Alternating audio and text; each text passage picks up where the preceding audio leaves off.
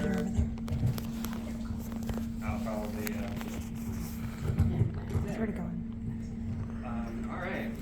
Hello, my name is Lucas Montpart, and today I will be presenting my portfolio for my Fine Arts and Design degree at Western Oregon University. I have been attending this institution for 4 years since 2021, and I am set to graduate at the end of the spring term. I originally came to school for an English studies major, but after taking an art class per term my freshman year, I eventually decided to make art and design my major, eventually switching to a more focused fine arts degree my junior year, and then an art history minor from 2024 to 2025. I typically love working with absurd forms, barren atmospheres, and playing with a depth of field, perspective, and whether or not it's day or night. Drama is something else I enjoy putting into my work, as making a character or scene, whether it's a single form or a whole shot, can make something more potent and eye-catching. I worked with a lot of forms during my time here, and ceramics, graphic design, video, animation, and photography have been the ones I've been drawn to the most. So, first is my 3D work, which primarily consists of my ceramics, and first is my fish head monster, which is this symmetric, metamorphic creature inspired by monsters in movies and animated exaggerations. This was an exercise in texture where I create scales by covering the back area with a mesh, layering it with clay, and then peeling it off. The grooves and the spikes were made with a felting knife. For glazes, I used gunmetal green and orchy space the first time, and then the second time I added corn syrup to give it a more shinier look. The eyes, paprika and turmeric, were put on first on each eye, and the skin has a green and avocado glaze to it. I really wanted to do an exaggerated form like this, with thought of having the red eyes contrasting the green skin and having them be the focal point to not only give it a dramatic or exaggerated feel, but also add a little bit of humor to it as well. Next is my face cup, which is my second hour ceramics project here. It is a grotesque beaten-up form of a face implying serious injury or death. I used blue underglaze for the face, pink on the inside, and then I finished them with creamy specks and orchy space respectively. I then used white mud crackle on the rim to give the impression of bone fragments. For the black eye, I layered blue and yellow underglaze, and then I put on a black over it. As a result, it is an asymmetric face on a symmetric cup with this swollen eye as the focal point. I wanted to give that anguish, uncomfortable feeling, make it hard to look at, but also utilizing the sublime as well, so it's hard to look away from. Next, my tabby cat pot. It was inspired by my time living at my grandparents' house. There were a plethora of cats, and the ceramic jars for cookies and pet treats that I would find there or at a thrift store. I really wanted to evoke a sense of nostalgia, but also adding a little bit of humor and kitchen to it as well. I underglazed white on the lighter fur, then I went in with an enchanted sunset to give that orange a more bolder look to it, saturated look. Then a chartreuse for the eyes, and then melon satin for the inner ears and the nose. With attention to surface treatment, it gives prominent attention to the color, the texture, and the depth of the pot. But the stance and form gives it a confident, assured presence, which is fitting for either an exhibition or a shelf at a Goodwill. Next is half a pot, which was inspired by ancient Greek pots and the painted storytellings on them.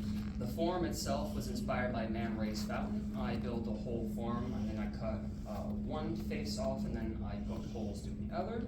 I glazed the outside paprika, red Mars iron, and the inside of vintage gold. I really wanted a surprise element to the pot, not just with the complementary colors, the gold on the inside, but also the holes being the water bearer zodiac, tying it back to ancient Greece, myself as an Aquarius, and also the concept of mortality and death. Lastly, for this section is my Rafflesia. It is a real-life plant found in Southeast Asia, which itself inspired the design of the Demogorgon in Stranger Things. I built a bowl, I slab rolled clay until it was flat and large, and then I cut out petals and slipped and scored them to the rim. I underglazed it red, the inside an orange, chocolate brown, and black. Originally I had melon satin for the dots, but it didn't come through the first firing, so I went back in with a white underglaze. This was a test in repetition, harmony, but also an accumulation of my skill at this point, since this was my first ever ceramics project, but I couldn't finish it at the time because I didn't have the skill. So this absurd yet sublime looking bowl shows off a year of progress, a year of skill. Next, we're gonna go into my 2D work, which includes a variety of different mediums, and first is my seated nude self-portrait drawing. It utilizes Conte as the main tool of choice, orange for the figure, and brown for the shadows. I wanted to focus primarily on the figure itself, giving it depth and detail, while also playing with the posing and the gesture. It's a meditative, relaxed drawing with a sense of reverence, but also has this alluring, titillating aspect to it as well. Eyes looking directly at you with nothing to hide at all. With the gesture, the form has this continuous dynamic feel. Your eyes trace all over the piece, the drawing, my bad. And I also made reference to art history as well, tying it back to academia and learning from the greats, namely in the Renaissance style of studies in Conte, hand gestures being the tool of the artist, and the religious influence of Christianity and Buddhism that this drawing invokes. Next is my nothing video. It is a montage using unrelated clips and piecing them together through a poem. It is inspired by film, horror, liminal spaces, and outdoor scenes and environments, as I wanted to create something unsettling. I embraced some spontaneity for this project, location filming and shots built for B-reel footage. The colors are muted. There is a sense of contrast, not just from those, but from the scenes pieced together. I played with different techniques like framing and lighting, and the poem's alienating introspection not only ties everything together, but is enhanced by the dark ambient tune in the background. Let's get this video played. Clandestine feelings I sleep to dream of. Nice. Not all the time, though. Sometimes I don't remember anything. A vague recollection. Voices indiscernible. And faces blurred out like wet paper. Though familiar at best, washed out.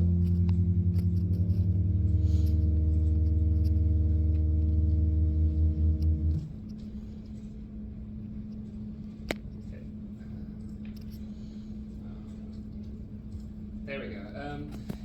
Next is my animated short, The House in the Middle of Nowhere, late night joint. It is inspired by the Resident Evil games and internet analog horror, which emphasizes pre-digital nostalgia, eldritch forces, despair, anguish, all the like. This was a challenge in creating in animating a narrative with implications of lore and storytelling and arc. I used lighting, space, and color for emphasis, use of video techniques like establishing shots, POV, and animation like rotoscoping. This short invokes the childlike experience of being home alone, my personal fear of not actually being alone, and rebelling against your parents, whatever that looks like. And here's the video for this too.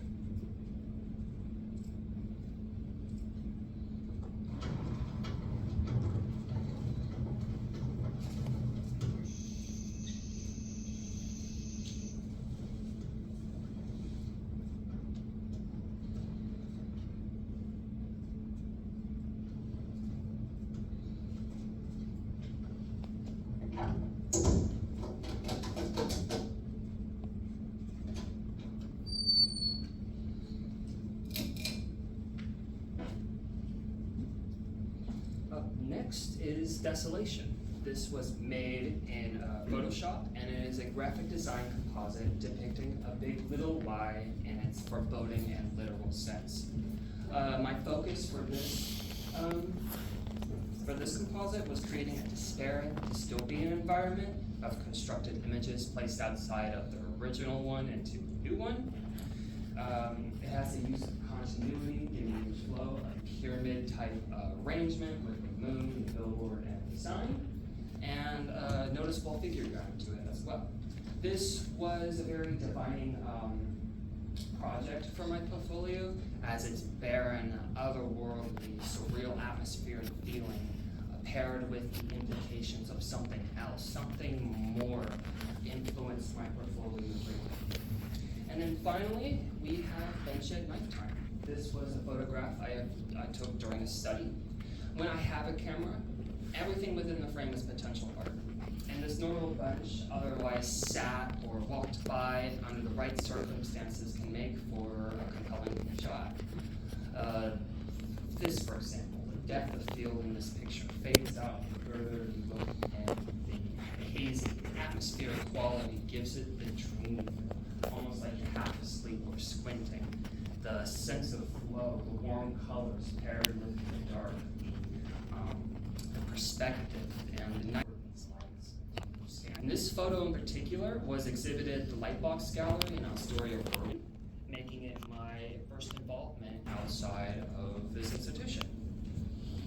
So my plans are not set in stone, but my dream is to be able to create licensed work, build a community, network, and be able to use the skills I've learned at this school to make my own stories, do books, movies, TV shows, video games, etc. I get told I could do anything with my art and design degree, and with the amount of doors that are opening and the amount of paths I can go on, it's really hard to choose. But regardless, I will keep my drive for learning, wanting to be creative, putting myself out there, and consistently challenging myself, and putting myself in the context of art history. Thank you.